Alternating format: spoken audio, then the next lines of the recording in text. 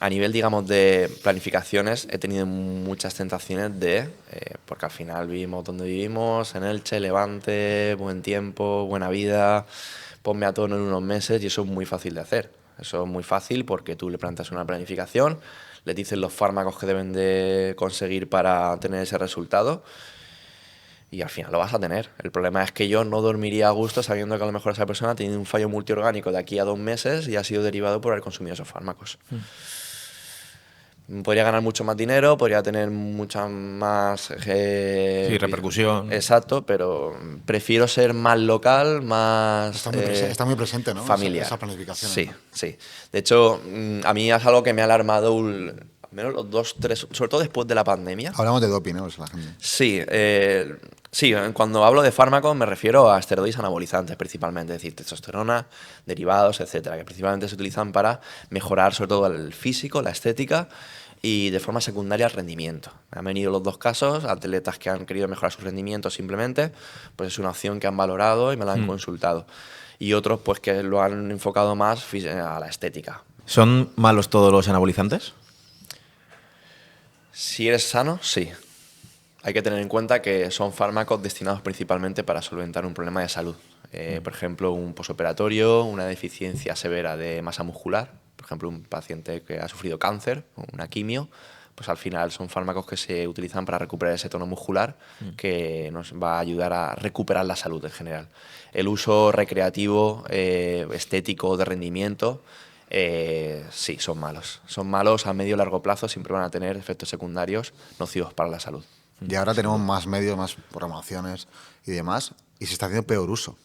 Ahora, recientemente, por ejemplo, Villano Fitness.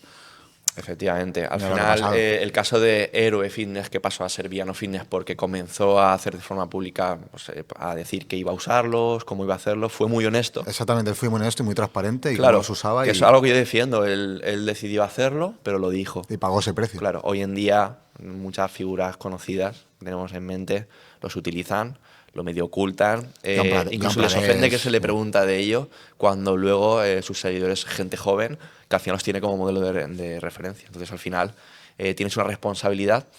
No es tu responsabilidad tal como tal, pero tienes que entender que hay niños que por tu influencia pueden llegar a consumir esos esteroides y no le estás contando la cara negativa, que son los efectos nocivos para la salud. Luego hay que tener en cuenta que son fármacos de consumo restringido, es decir, tú para acceder a ello necesitas una prescripción médica. Que esa es otra, hay muchos médicos que como ven jugo ahí, pues al final tienen consultas privadas, los recetan y no es necesario recetarlo, entonces al final están desatendiendo a su código odontológico. Entonces, el acceso principalmente a los esteroides es por mercado negro o por otros medios que al final lo que están haciendo es, aparte de que es algo malo, la calidad del fármaco que estás obteniendo es pésimo. Sí. Y se han dado casos de gente que ha tenido infecciones, ya no por el uso también solo del fármaco, sino de cómo se lo ha puesto. Hay que entender que para introducir los esteroides principalmente hay dos vías, que sería la oral, es decir, consumir una pastilla, que eso lo hacen mucho las chicas, las jovencitas, no, meto una pastillita, no pasa nada, y los orales aromatizan o generan más efectos secundarios que incluso los inyectables. Lo que pasa es que el inyectable, tú al ver la aguja, te impone más, pero al final es como realmente se va a absorber mejor y sí, se va a distribuir la mejor. sangre. Eso es. Entonces, es un problema bastante grave, diría yo, que no se habla mucho, está ahí pero no se habla, pero la gente cada vez está teniendo más acceso a ellos porque queremos las cosas ya. Sí. Entonces, es un problema, sí.